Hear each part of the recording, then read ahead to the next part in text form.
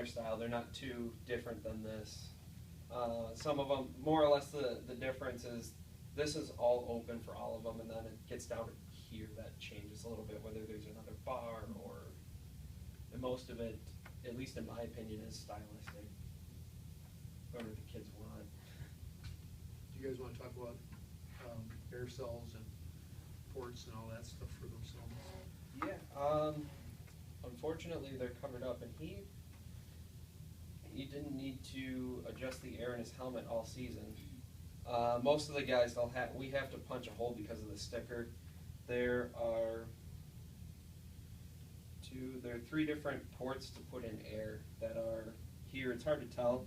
Everybody else has a hole punched through because they've already had to. And then there's one on either side. And we were talking about, we're not sure if it would be better to release the air or try to wedge these out. You guys have an experience or feeling about that? What I've heard is releasing the air cells as much as possible and then using a tongue depressor to get up in there and just force those pads off the cheeks, slide them out. Then you really don't have to use the ear holes to pull to get the helmet off, because then you're rocking everything.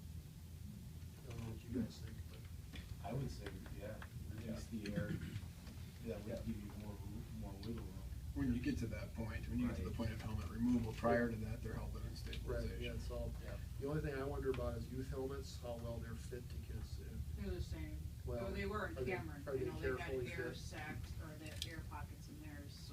Okay. And what tool would you use to do that in the field? Or, I mean, you just eye whatever needle.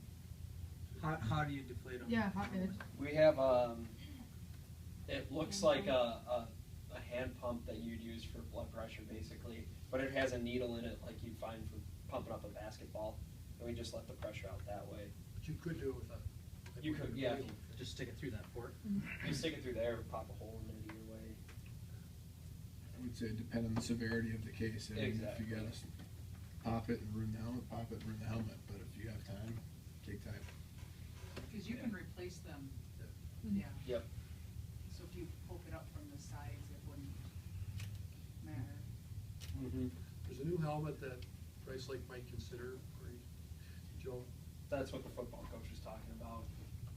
It's called the Zenith. The Zenith. It's got a different suspension system inside it, and it's supposed to allow for the shell of the helmet to move a little bit on the padding of the helmet to try to dissipate some of the force. And who knows? Yeah, if we'll get I don't know, and I don't know what how you would go about removing that, how it would be different.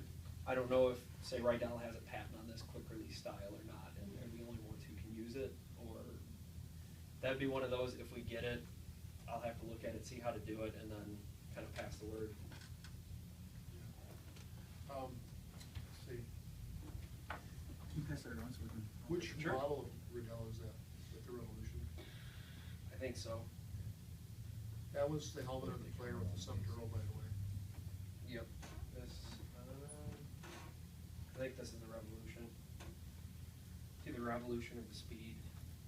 Catastrophic deaths I've read are down for the last 30 years football, but you know, what we all know about the concussion epidemic. I think they've been happening all along, but more awareness and more care given to follow-up, trying to get students to be more upfront about it. Still, that concern cannot be this particular player who had a catastrophic injury, had not had any concussions this year, and had not had any reported problems. We're on the sideline of the game, we didn't see anything. Yep.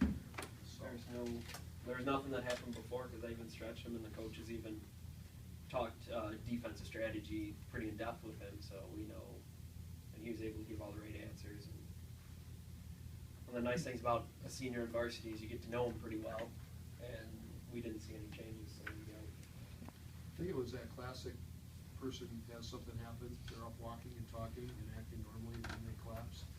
And it just happened that he collapsed right into the handshake line while people were there.